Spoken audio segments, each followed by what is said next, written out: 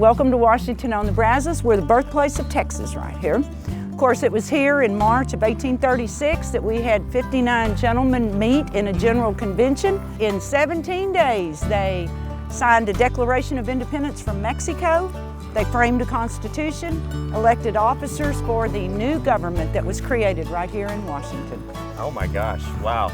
What are we looking at here? This is a replica of Independence Hall. This is hallowed ground, really, for Texans. It should be thought of that way. I just feel it. Oh yeah. Independence Hall was nothing more than a wooden shack owned by a local blacksmith. It's not much to look at, but its importance goes way beyond its appearance. We have one handwritten Declaration of Independence here in Texas, and of course it is housed in Austin in the State Archives building. You know, of these 59 men that came and signed this document, you're probably going to recognize a number of these names. Of course, we have Sam Houston, Francisco Ruiz, and Antonio Navarro. They were the only two native Texans to sign this document. Lorenzo de Zavala, very interesting individual. This is a wily bunch of gentlemen.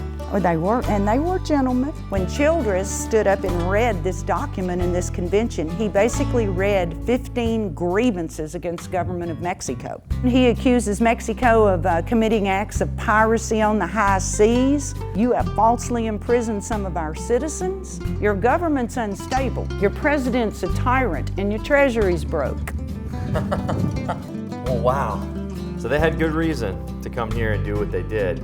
Just being in this room, sort of on this ground, is pretty neat. And I'm gonna read you guys a couple of my favorite excerpts. It's a pretty powerful document. When a government all right, one second. When the government all right, this just doesn't feel right. Give me a sec. Yes, this is much better. When a government has ceased to protect the lives, liberty, and property of a people from whom its legitimate powers are derived, becomes an instrument in the hands of evil rulers for their oppression.